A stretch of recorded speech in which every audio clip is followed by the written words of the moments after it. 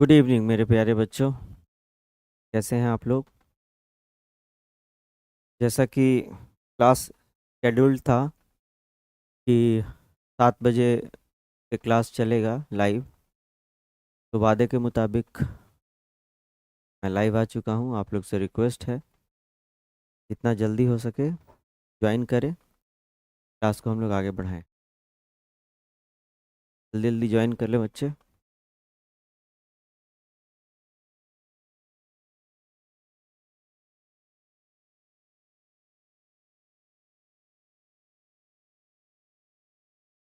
जल्दी जल्दी लाइव आ जाएं बच्चे।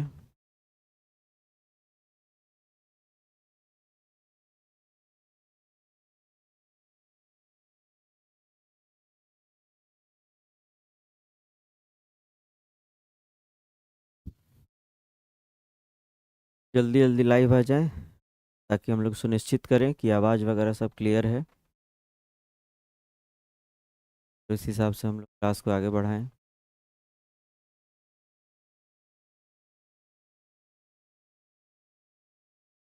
चलिए मेरे प्यारे बच्चों, जल्दी जल्दी लाइव आ जाएं, जल्दी से जुड़ जाएं।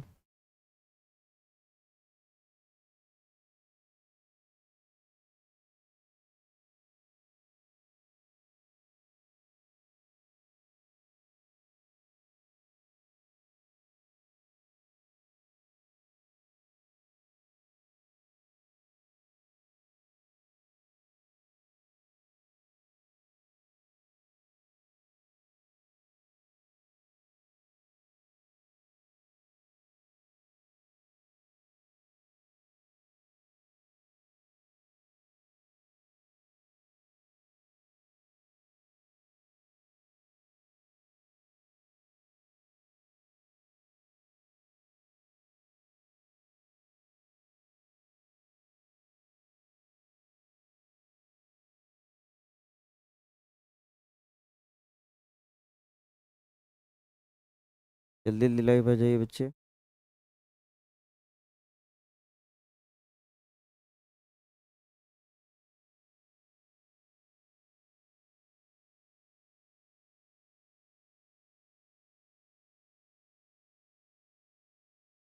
चलिए क्लास को शुरू किया जाए, क्लास को आगे बढ़ाया जाए। चलिए आप लोग इस दरमियान क्लास में जुड़ते रहेंगे और क्लास को हम लोग आगे ले चलते हैं। तो जैसा कि आप लोग को पता है, इस क्लास में आगे बढ़ने से पहले मैं आप लोग को ये बताना चाहता हूँ कि जो भी बच्चा डेमो 1, डेमो 2, डेमो 3 नहीं देखा है, आप बोर्ड पाठशाला पर जाकर डेमो 1, डेमो 2, डेमो 3 देख लें। आपके लाइफ में इतना चेंजेस आ जाएगा, इतना चेंजेस आ जाएगा जितने आपने सपने में भी नहीं सोचा होगा।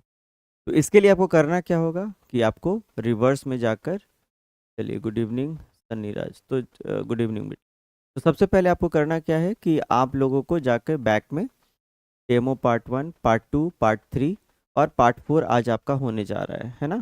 तो इसको आप लोग को देखना है। अगर आप इसको देख लेंगे तो आपके लाइफ में एक एक मोटो मिल जाएगा कि हाँ, इंग्लिश बहुत अच्छी हो जाएगी और आपको लगेगा कि इंग्लिश में कोई डरने वाली बात नहीं, क्योंकि जो तरीका मैं पढ़ा रहा हूँ या जिस मेथड से मैं पढ़ाता हूँ वो आपको बहुत ही अच्छे तरीके से आपको आगे लेके चलिए लक्ष्मी बेटा, गुड इवनिंग, गुड इवनिंग बेटा। तो आज का जो हम लोग का टॉपिक है वो डेमो 4 में। तो एक बार हम लोग प्रिकैप कर देते हैं कि क्या हम लोगों ने बातचीत करी थी बेटा।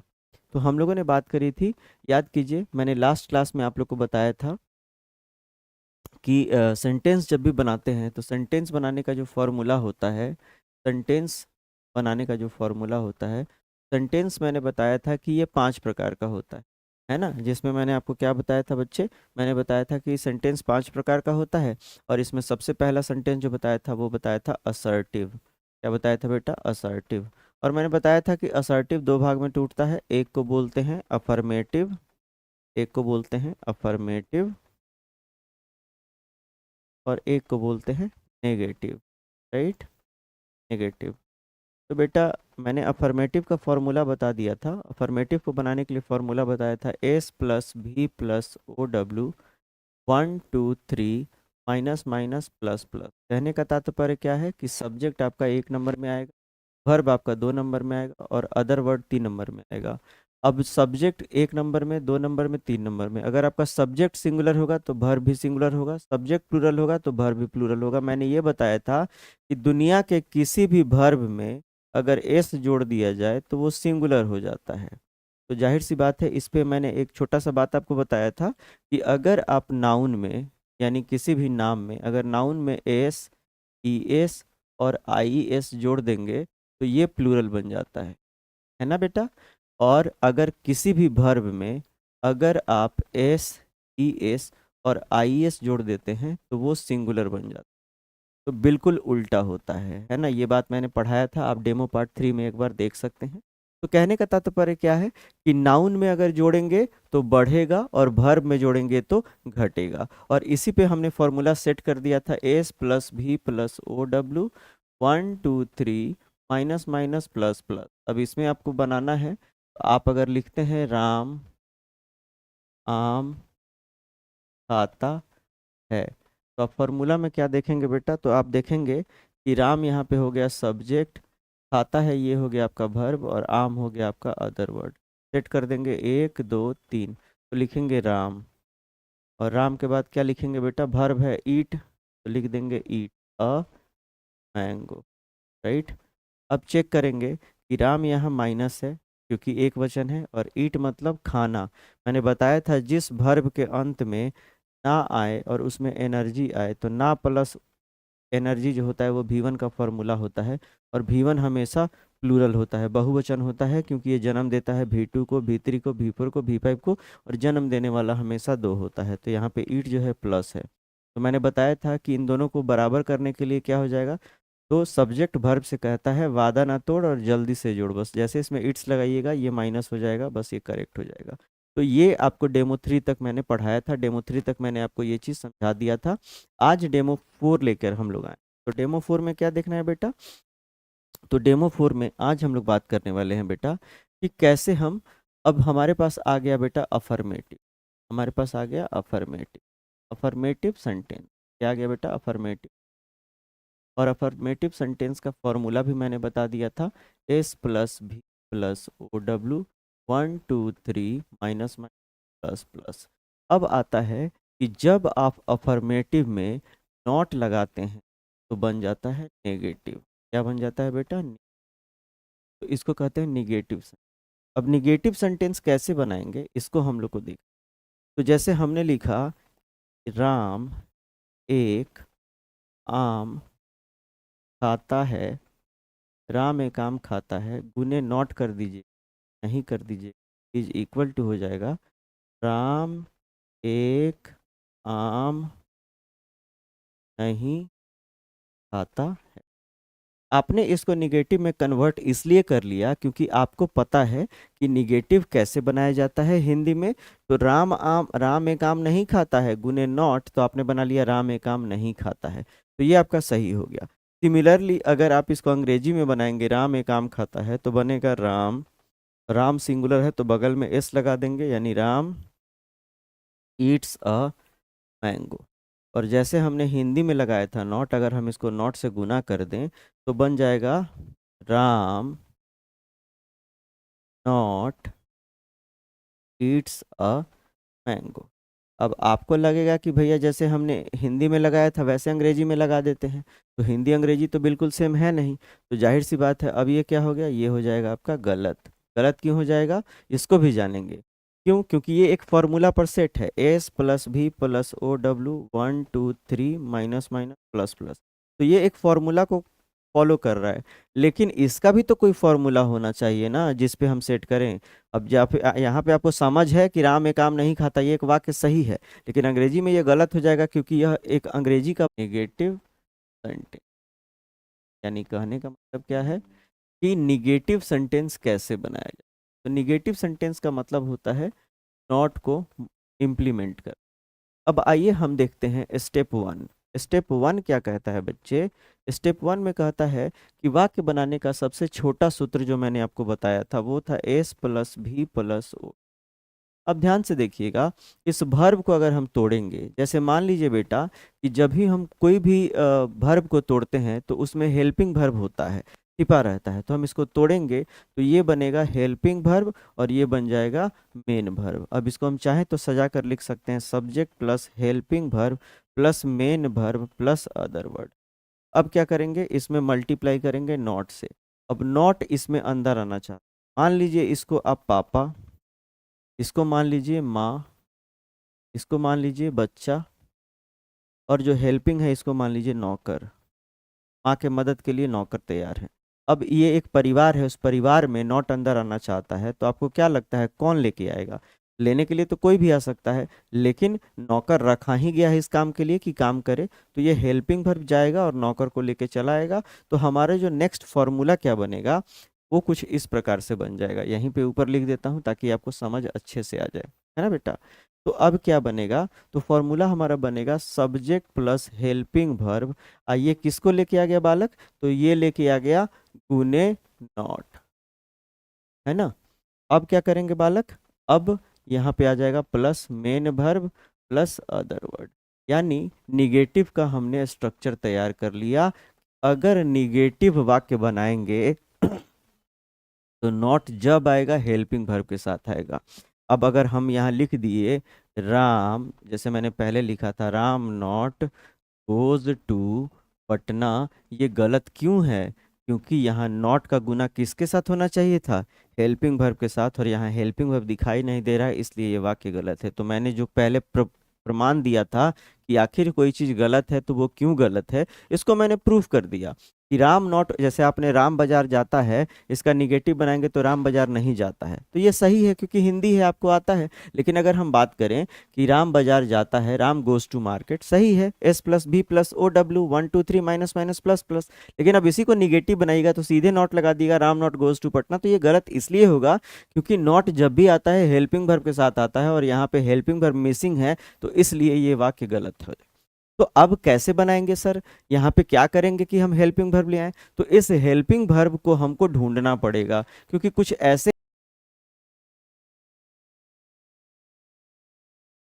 क्रिएशन 11 हाय, चलिए, तो इनको जो है ढूंढना पड़ता है। तो एक हेल्पिंग वर्ब का एक छोटा सा चार्ट हम लोग देखेंगे। तो सबसे पहले हम देखते हैं ध्यान से कि जो हमारा हेल्पिंग वर्ब है इसको हम लोग बोलते हैं ऑक्सिलरी वर्ब।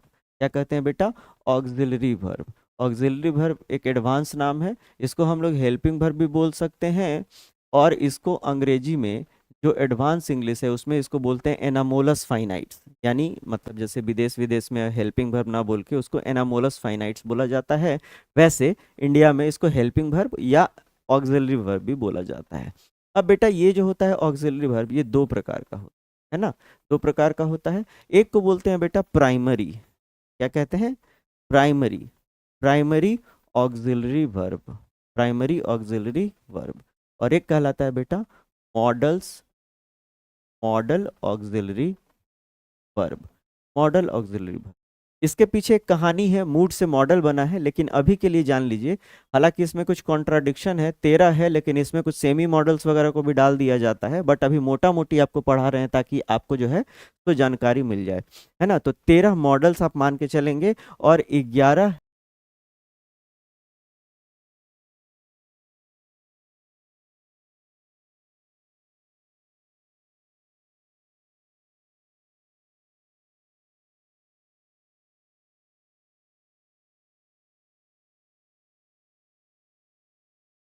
चलिए, तो मैं आप लोग को बता रहा था कि यहाँ पे इसका कॉन्सेप्ट समझा रहा था। तो हमारे पास प्राइमरी ऑक्सिलरी वर्ब जो होते हैं वो 11 होते हैं, जिसमें होता है इज, एम, आर, और इसका पास्ट हो जाएगा वाज, वर, और हो जाएगा हैज, हैव, और इसका पास्ट हो जाएगा हैड, और हो जाएगा डू, डज, डिड।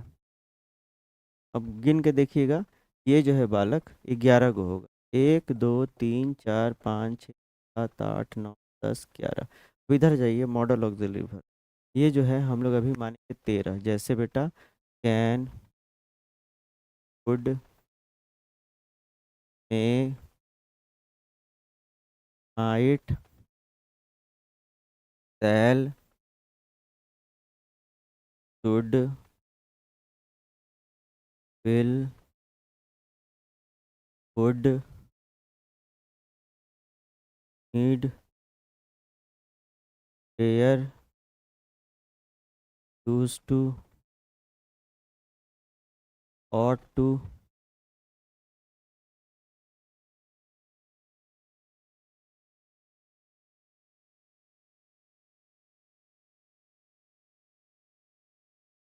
13। यानी आप ध्यान से देखिएगा, 11 और 13 मिलके कितना हो गया, 24। यानी टोटल 24 हेल्पिंग वर्ब होते हैं। अब यहाँ पे आपको एक कॉन्सेप्ट याद रखना है। चलिए, Saifullah, good evening. Good evening बेटा। तो सबसे पहले एक फॉर्मूला याद रखना है। इस धरती पर याद रखिएगा, ये इधर वाला जो मॉडल ऑक्सिलरी वर्ब है, इसको बोलते हैं फ्री वर्ब। क्यों बोलते हैं फ्री वर्ब? कि बेटा इसका कोई चक्कर सिंगुलर प्लूरल से नहीं है। ना ये सिंगुलर है ना ये प्लूरल है, ये सबके साथ चलता है। आप देख सकते हैं, I can, we can, he can, she can, they can, Ram and Shyam can. I में, ही में, वी में, दे में, तो सबके साथ ये चलता है, इसलिए इसको फ्री वर्ब बोलते हैं। ये किसी के साथ चल सकता है, इसमें कोई सिंगुलर प्लूरल का कॉन्सेप्ट नहीं होता है। महज बहरहाल अगर इधर आ जाएं, इधर बात करें, तो ये सिंगुलर प्लूरल के कॉन्सेप्ट के साथ चलता है। जैसे आप देखें, आई के साथ एम चलता है, ही के साथ इज चलता है, वी के साथ आर चलता है, वी के साथ वर्ड चलता है, ही के साथ वॉज चलता है, ही के साथ हैज चलता है, आई के साथ हैव चलता है। तो ये जो है इनका कॉन्सेप्ट होता है, और ये बिना कॉन्सेप्ट के होता है। ये किसी के साथ चल सकता है और ये सबके साथ नहीं चलता है। अब इसमें कहानी क्या है कि बेटा एक रूल याद रखना है कि दुनिया में, ध्यान से देखेंगे, दुनिया में जो इज है, एम है, आर है, वाज है, वर है, हैज है, हैव है, हैड है, और कैन है, कुड है, मे है, माइट है, सेल है, शुड है, विल है, वुड है, नीड है, डेयर है, यूज टू है, ऑट टू है, और मस्ट है। यानी ध्यान से देखेंगे, 24 में से 21 वर्ब हटा लीजिएगा। क्यों? क्योंकि 24 में से 21 वर्ब जब भी आएगा, ये विजिबल होता है, यानी ये दिखाई देता है। नहीं दिखाई देता है कौन? तो डू, डज, डिड। यानी याद रखिएगा, अगर किसी वाक्य में, ध्यान से देखेंगे, अगर किसी भी वाक्य में, किसी भी सेंटेंस में, समझने का, किसी भी सेंटेंस में अगर आपको कोई हेल्पिंग वर्ब नहीं दिखाई दे रहा है, मिसिंग है, तो वो या तो डू हो सकता है, या तो डज हो सकता है, या तो डिड हो सकता है। अब अगर डिड है तो वाक्य अगर पास्ट है तो डिड मिलेगा, और अगर वाक्य प्रेजेंट में है तो डू डज होगा। और याद रखिए, मैंने बताया है, जिस वर्ब के अंत में एस लग जाता है वो सिंगुलर हो जाता है। डज के अंत में एस है तो ये सिंगुलर कहलाएगा। ठीक है ना बच्चे? और अगर डू के अंत में एस नहीं है तो ये प्लूरल कहलाएगा। ठीक है? अब आपको समझ में आ गया कि अगर कोई वाक्य लिखा हुआ है, जैसे एक छोटा सा एग्जांपल लेते हैं, राम इज प्लेइंग क्रिकेट। अब राम इज प्लेइंग क्रिकेट में आप देख सकते हैं कि यहाँ पे इज जो है ये विजिबल है,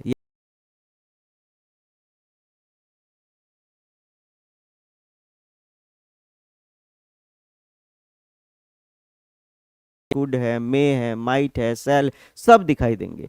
लेकिन न दिखाई देने वाले वर्ब महज 3 होते हैं, डू, डज प्रेजेंट में, और डिड जो है वो पास्ट में। अब कहानी क्या है बेटा, ध्यान से देखिएगा, डू डज डिड जब भी आता है इसके बगल में भी1 आता है। यानी डू हो और डज हो और अगर डिड हो, अगर इनके बाद अगर आप भी2 लिख दें तो गलत हो जाएगा वाक्य, भी3 लिख दें तो गलत हो जाएगा, भी4 लिख दें तो गलत हो जाएगा, भी5 लिख दें तो गलत हो जाएगा। तो आपने क्या सीखा कि पहली बात कि अगर किसी वाक्य में हेल्पिंग वर्ब नहीं दिखाई देता है तो प्रेजेंट होगा तो डू डज, और पास्ट होगा तो डिड। और अगर डू डज डिड आएगा तो अपने साथ भी1 लाएगा। अन्यथा अगर डू डज के बाद या डिड के बाद अगर कोई दूसरा वर्ब आप लिख देंगे तो वो वाक्य ही गलत हो जाएगा। जैसे मैंने एक एग्जांपल ले लिया है, जैसे मैंने अफर्मेटिव का फॉर्मूला क्या लिखा बच्चा, तो मैंने अफर्मेटिव का फॉर्मूला लिख दिया था S plus V plus O W, 1 2 3 minus minus plus plus. और निगेटिव का फॉर्मूला क्या लिख दिया मेरे बच्चे, तो निगेटिव का फॉर्मूला हमने अभी जस्ट निकाला है, एस प्लस एच भी गुने नॉट प्लस एम भी not plus.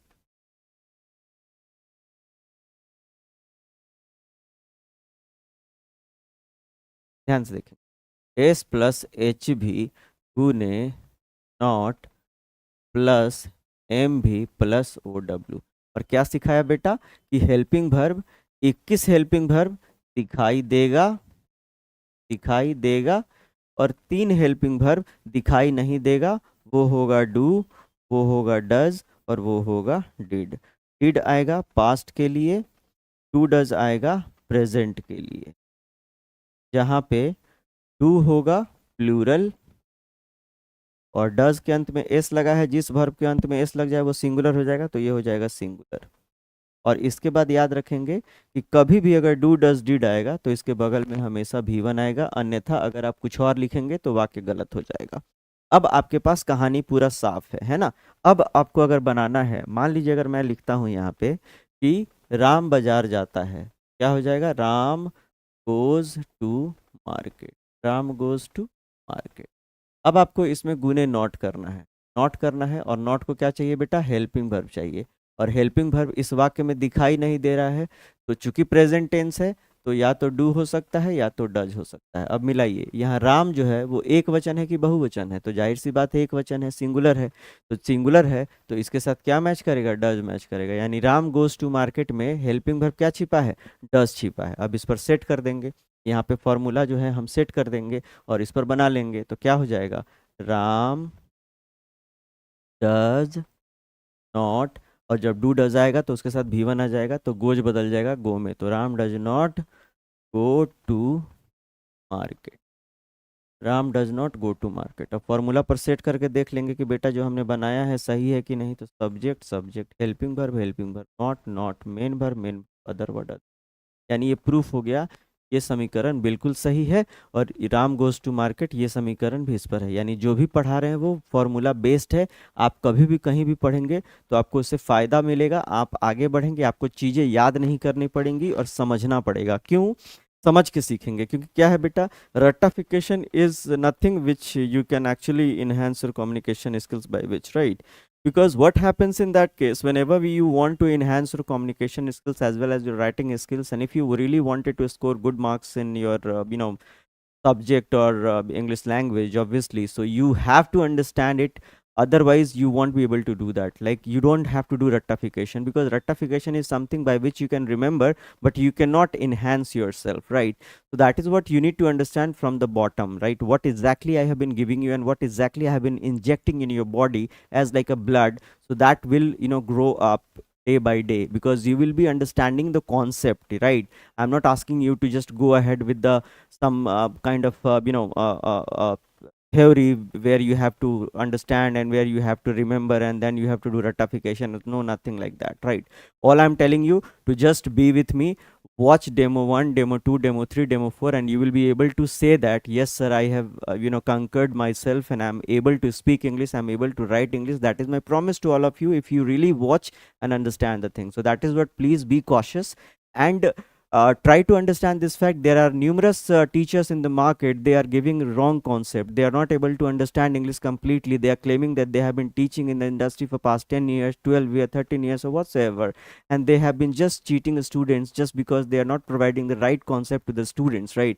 And people and students are just I mean, they're not having any option, they're not aware of where to go, where not to go, so they are bounded and they are instructed to go in that coachings and spoil their career. So that is what that is what my concern is, that you have to be very careful, you have to be very very awakened, so that when you are finding a teacher, you should be you should be cautious enough to understand that whether it is giving me some boost up dose or not, whether I'm changing myself, I'm improving myself or not, before paying anywhere.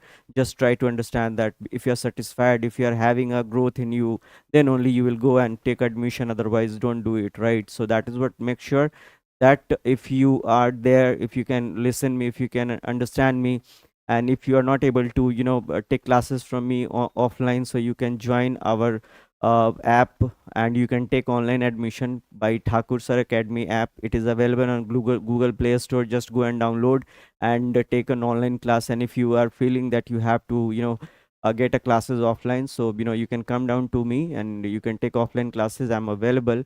But if you are not able to reach me, just go on Google and Google Play and download Thakur Sir Academy and download and then take a English class. We are having all platforms. We are having different teachers who can help you out with the subscription pack, and you will get the online classes in the entire dose, right? So there should not be any problem. You can go, you can choose your teacher as per your knowledge, as per your choice, and as per your time you understand, and you can learn easily. So we have made a platform, Board Pathsala, only for you guys, where you can actually join us and you can feel that yes sir, I have got that much of potential that we can actually go ahead and we can do whatever you want, right? So that is what I wanted to make sure, that if you really want to enhance your communication skills as well as your personality, and you want to conquer English, so please come to me. I'll definitely give you a guide, and you will be constrained to say that yes sir, I have evolved a lot of things in my self, right? तो ये सारी चीजें चलती रहेंगी, बस आपको ये समझ में आ जाना चाहिए, है ना बेटा? तो अभी क्या है बच्चे, अभी क्या है यहाँ पे ध्यान से देखेंगे। अब आप बना सकते हो, जैसे अगर मैं कहूँ राजू मुझे बुलाता है, और इसका निगेटिव क्या हो जाएगा? राजू मुझे नहीं बुलाता। चलिए ध्यान से देखें, दोनों का फॉर्मूला बताया है। इसका फॉर्मूला है बेटा S plus V plus O W, 1 2 3 minus minus का फॉर्मूला है S plus H V not plus M V. बनाते हैं, राजू मुझे बुलाता है, हो जाएगा राजू कॉल्स। राजू मुझे नहीं बुलाता है तो राजू सिंगुलर है, डज आ जाएगा, जाएगा राजू डज नॉट, और बताया है डू डज डिड के बाद V1 आएगा, तो Raju does not call. I hope कि यहाँ तक आपको समझ में आ गया होगा, क्लियर होगा चीज़ें बहुत अच्छे तरीके से। क्योंकि अगर यहाँ पे चीज़ें क्लियर नहीं होंगी बेटा, मैं आपको गारंटी देता हूँ कि अगर यहाँ पे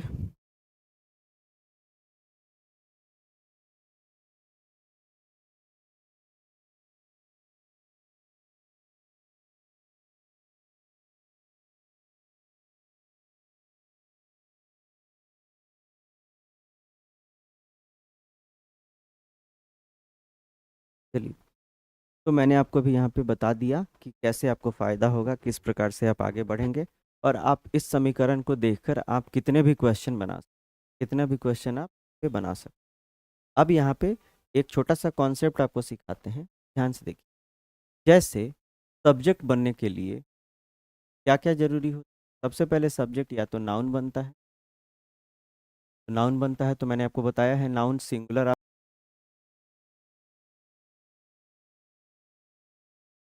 एस एस और आई, है ना? जैसे बेटा बॉय तो बन गया बॉयज। जैसे मान लीजिए, जैसे मान लीजिए मोबाइल बना देंगे। अब होता क्या है बेटा कि नाउन तो आ गया, अब नाउन के जगह पर जैसे मान लीजिए कि जब नाउन को रेपिटेशन ना कराना हो, नाउन को बार बार ना आना हो, तो ऐसी जगह पर इंट्रोडक्शन होता है प्रोनाउन का। यानी प्रोनाउन का इस्तेमाल क्यों किया जाता है? तो कुछ लोग ऐसा कहते हैं कि नाउन के बदले में प्रोनाउन आता है, जबकि ऐसी बात नहीं है। सच्चाई ये है कि नाउन के रेपिटेशन को रोकने के, क्योंकि नाउन जब बार बार आएगा तो रेपिटेशन उसका अच्छा नहीं लगता है। जैसे अगर मैं बोलूँ महात्मा गांधी हमारे देश के एक नेता हैं, महात्मा गांधी गुजरात के पोरबंदर के रहने वाले थे। महात्मा गांधी ने भारत के लिए बहुत काम किया। महात्मा गांधी को लोग बापू कहते हैं, राष्ट्रपिता के नाम से जानते हैं। महात्मा गांधी ने भारत की सभ्यता को बहुत प्रेज किया है, महात्मा गांधी ने ऐसा किया। अब बार बार मैं नाउन का प्रयोग कर रहा हूँ तो ये कहने में भद्दा लगेगा, तो अब नाउन को हटाकर, नाउन के रेपिटेशन को हटाकर मैं महात्मा गांधी के लिए उनका प्रयोग करूंगा, वह का प्रयोग करूंगा। तो मैं बोलूंगा महात्मा गांधी हमारे देश के नेता थे और उन्होंने भारत के लिए बहुत काम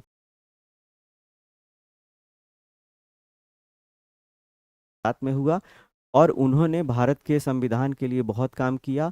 उन्होंने सविनय अवज्ञा आंदोलन की शुरुआत की। अब उन्होंने उन्होंने मैं इसलिए कह रहा हूँ क्योंकि नाउन के रेपुटेशन को रोकना है, क्योंकि बार बार नाउन आएगा तो उस वाक्य थोड़ा भद्दा लगने लगता है। तो इसी चीज को रोकने के लिए हम प्रोनाउन का इस्तेमाल करते हैं। प्रोनाउन का इस्तेमाल हम नाउन के रेपुटेशन यानी बारंबारता को रोकने के लिए करते हैं, जबकि बहरहाल टीचर क्या पढ़ा देते हैं कि नाउन के बदले में आने वाले को प्रोनाउन कहते हैं।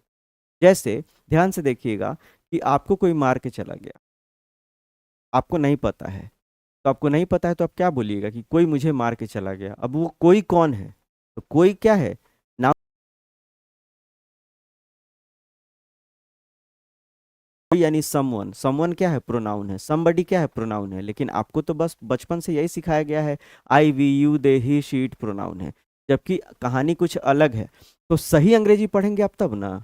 आप मान लीजिए कि आपको ये आपकी गलती है कि आप अपना टीचर कैसा चुनते हैं। आप अपने टीचर को चुनेंगे उस लेवल का जिसके पास नॉलेज है कि नहीं है। अब ऐसे ही अंग्रेजी देखिए, अंग्रेजी तो कोई भी पढ़ा सकता है। मार्केट में किताब उपलब्ध है, देख के पढ़ा देना है, क्या दिक्कत है? पैसा कमाना है। लेकिन अगर आप में परिवर्तन ही नहीं हो रहा है, आप एडमिशन ले लिए हैं, आप में परिवर्तन नहीं हो रहा है, आप में चेंजेस नहीं आ रहे हैं, और आप क्लेम कर रहे हैं कि हम अंग्रेजी पढ़ रहे हैं, तो आप धोखा दे रहे हैं। सीधी सी बात है, खुद के लिए धोखा दे रहे हैं। टीचर को तो फायदा हो रहा है, चलिए उसने एडमिशन ले लिया, वो पैसा कमा रहा है, लेकिन आपका क्या फायदा हो रहा है? आपका तो पैसा भी गया, टाइम भी गया, और आप कुछ सीखे भी नहीं। तो जाहिर सी बात है, अपने गुरु का चुनाव ऐसा कीजिए जो आपके जीवन को बदल दे। आपको ज्वाइन करने के बाद आप में फायदा दिखना चाहिए। अगर फायदा ही नहीं दिखेगा तो आप क्या कीजिएगा पढ़ के? तो आपका पैसा वेस्ट है क्या? टाइम वेस्ट है आपका? तो इसीलिए इन सब चीज़ों से सतर्क रहना है। तो यहाँ पे इंट्रोडक्शन ऑफ प्रोनाउन हम लोग बताते हैं। यानी अब क्या होता है बेटा कि हमें क्या करना है बेटा, ध्यान से समझना है। एक पर्सन का खेल समझा। पर्सन का खेल क्या होता है बेटा? तो पर्सन बेटा 3 प्रकार का होता है बेटा, ध्यान से देख। पहले को बोलते हैं बेटा फर्स्ट पर्सन, फर्स्ट पर्सन। दूसरे को बोलते हैं बेटा सेकंड पर्सन। तीसरे को बोलते हैं बेटा थर्ड पर्सन। ध्यान से देखिए, फर्स्ट पर्सन होता है, यह सिंगुलर भी हो सकता है, प्लूरल भी हो सकता है। सेकंड पर्सन भी जो है वो सिंगुलर भी हो सकता है, प्लूरल भी हो सकता है। थर्ड पर्सन जो है वो भी सिंगुलर हो सकता है, प्लूरल हो सकता है। कहने का मतलब क्या है? फर्स्ट पर्सन को बोलते हैं बोलने वाला, बोलने वाला। सेकंड पर्सन को बोलते हैं सुनने वाला। थर्ड पर्सन का मतलब होता है जिसके बारे में बात की जाए, बारे में बात। अब जरा ध्यान से देखिएगा, जो बोलने वाला होता है वो सिंगुलर आई होता है और इसका प्लूरल वी हो। सुनने वाला का सिंगुलर भी यू होता है और प्लूरल भी यू। जिसके बारे में बात की जाती है वो या तो सिंगुलर में होगा ही, इट, और इन तीनों का प्लूरल बना देंगे तो जाएगा। अब यहाँ पे कुछ चीज़ को समझना बड़ा ज़रूरी है। क्या ज़रूरी है? 99.99% टीचर आई को कहते हैं कि ये सिंगुलर है, लेकिन यहाँ पे कॉन्ट्राडिक्शन है बेटा। आई का कहानी समझ लीजिए। आई 2 प्रकार से देखा जाता है, एक होता है नेचर और एक होता है एक्शन। यानी आई नेचर में भले एक वचन है, आई नेचर में भले एक वचन है, दिखने में आई मैं एक हूँ, ये मेरा नेचर है, मैं दिखने में एक हूँ, लेकिन मेरा एक्शन जो है वो प्लूरल की तरह होगा। यानी आई दिखने में एक है लेकिन कार्य जो करता है वो प्लूरल का करता है। यानी कहने का मतलब ठेठ भाषा में ये समझ लीजिए कि मैं दिखने में एक हूँ लेकिन खाना 2 प्लेट खाता हूँ, तो मुझे कितने आदमी में गिनेंगे? 2 आदमी में गिनेंगे। क्यों? क्योंकि मैं 2 प्लेट खाना खाता हूँ, मुझे 2 प्लेट का पैसा देना पड़ेगा। तो दिखने में भले एक हूँ लेकिन खाना 2 का खाता हूँ, इसलिए मैं प्लूरल कहलाऊंगा। तो ऐसी स्थिति में आई को हम प्लूरल मान लेते हैं। क्यों? क्योंकि आई दिखने में सिंगुलर है, नो डाउट। आप कहीं भी सर्च करेंगे तो कहेगा आई सिंगुलर है, लेकिन आई सिंगुलर है ये तो किताबी बातें हो गई। लेकिन आप इससे कभी क्वेश्चन बना ही नहीं पाएंगे। आई सिंगुलर बना के आप बनाइएगा तो बन ही नहीं पाएगा। क्यों? क्योंकि आई के साथ हमेशा प्लूरल चलता है। आई गो होता है, आई गोज होना चाहिए। तो कहानी क्यों ऐसा होता है? क्योंकि आई नेचर में एक वचन होता है लेकिन एक्शन में बहुवचन होता है, प्लूरल होता है। इस नाते आई कभी भी एस नहीं लेता है। यानी आई के साथ कभी भी एस नहीं लगेगा, क्योंकि जिस वर्ब में एस लगा दीजिएगा वो हो जाएगा सिंगुलर, और सिंगुलर हो जाएगा तो वो सिंगुलर के साथ चलेगा। चूंकि आई को सिंगुलर मानते हुए भी हम उसका एक्शन प्लूरल मानते हैं, तो आई हमेशा प्लूरल बन जाता है। और एक बार आई जो है सिंगुलर बनता है। कब? जब अपने साथ वाज लेता है। यानी केस का याद रखना है कि अगर कहीं भी इस सृष्टि में आपको आई के साथ वाज दिखाई दे तो समझ लेना है वहां पे आई सिंगुलर बनकर आया है, क्योंकि जिस वर्ब के अंत में एस लग जाता है वो सिंगुलर होता है। तो वाज सिंगुलर है और उसके बगल में आई है तो आई भी सिंगुलर है। तो वही वो केस है जहां पे आई सिंगुलर होता है। अन्यथा इसको छोड़कर आई जहां भी जाता है प्लूरल के सेंस में यूज किया जाता है। इसलिए आई के साथ एस नहीं लगेगा, वी के साथ, वी ऑलरेडी बहुवचन है, एक से अधिक है तो एस नहीं लगेगा, यू के साथ कभी एस नहीं लगेगा, यू के साथ कभी एस नहीं लगेगा, और दे के साथ कभी एस नहीं लगेगा। जब एस लगेगा तो ही सी इट के साथ एस लगेगा। यानी कहने का मतलब क्या है कि आई वी, अब यहाँ पे कंडीशन क्या हो गया बेटा कि आई हो, वी हो, यू हो, दे हो, ये जब चलेंगे भी1 के साथ चलेंगे, यानी एस नहीं लगे, नहीं लगे। और जब कभी भी आप ले लेंगे ही, इट, ये जब चलेगा एस के साथ। अब आइए आपको समझा देते हैं कैसे, आइए देख लेते हैं। हमने यहाँ पे लिख लिया है is, am, are, has, have, do, does. अब जरा ध्यान से देखिएगा, I, am, we, are, you, are, they, are. देखिए प्लूरल है तो प्लूरल बन गया। He is, she is, it is, singular है तो सिंगुलर बन गया। आइए, I have, we have, you have, they have, plural है तो प्लूरल बन गया। ही हैव,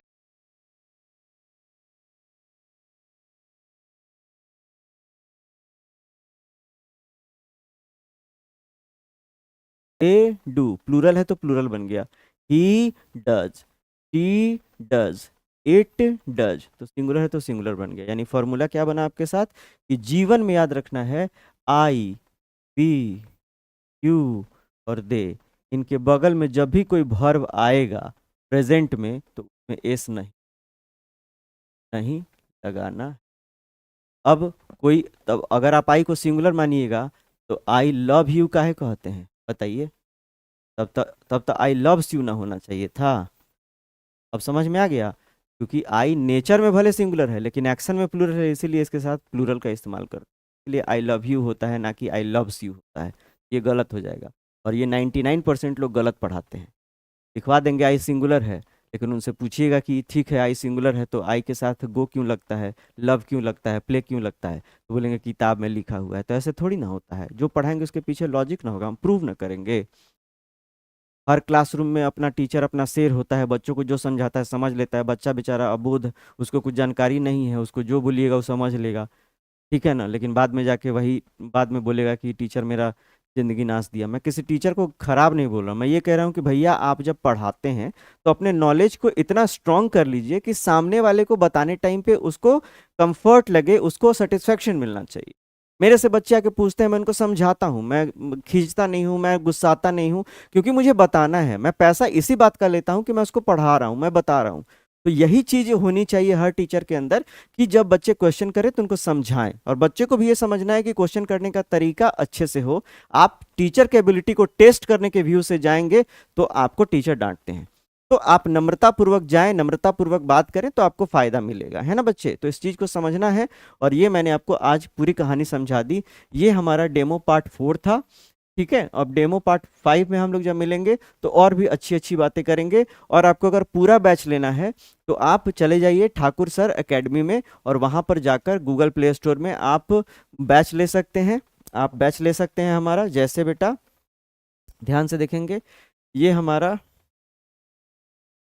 प्रहार बैच है। इस बैच में आपको अंग्रेजी पढ़ाई जाएगी। बिहार बोर्ड का बैच चालू है, सीबीएसई बोर्ड का बैच चालू है। आप ऑनलाइन अगर हम तक नहीं पहुंच सकते हैं और आप अगर ऑनलाइन पढ़ना चाहते हैं तो ये बैच ज्वाइन कर सकते हैं। और अगर आप हमारा सारा कोर्स लेना चाहते हैं, जैसे आप मैथ, फिजिक्स, केमिस्ट्री और मैथ, फिजिक्स, केमिस्ट्री, बायोलॉजी वगैरह लेना चाहते हैं तो उसके लिए उज्ज्वल बैच है। इंग्लिश मीडियम में भी है उज्ज्वल बैच, हिंदी मीडियम में है। प्रहार बैच अंग्रेजी का है और उज्ज्वल बैच आपका साइंस के लिए है, पीसीएम और पीसीबी दोनों के लिए, और महज बहुत कम प्राइस में मिल रहा है 1499 में। कैसे प्राप्त करेंगे? तो डाउनलोड कर लेना है बेटा आपको ठाकुर सर एकेडमी ऐप, और वहां जाकर आप रजिस्टर करके और कोर्स परचेज कर सकते हैं। अभी ऑफर में चल रहा है, बाद में प्राइस बढ़ जाएगा, तो इसलिए आपसे रिक्वेस्ट है कि आप लोग जितनी जल्दी हो सके कोर्स को खरीदें, और कोर्स को खरीदने के बाद आप जो है हम लोग से जुड़ सकते हैं और हम लोग से बेहतरीन तरीके से पढ़ाई कर सकते हैं, और आप इस तरीके से अपने पढ़ाई को एक नया मौका दे सकते हैं, अपने पढ़ाई को एक नया रूप दे सकते हैं, जहां से आपको परिवर्तन ही परिवर्तन नजर आएगा। जैसे आपने अंग्रेजी में देखा, अगर आपने डेमो 1, डेमो 2, डेमो 3, डेमो 4 देखा होगा, तो आपकी अंग्रेजी अभी तक बदल चुकी होगी और आप जबरदस्त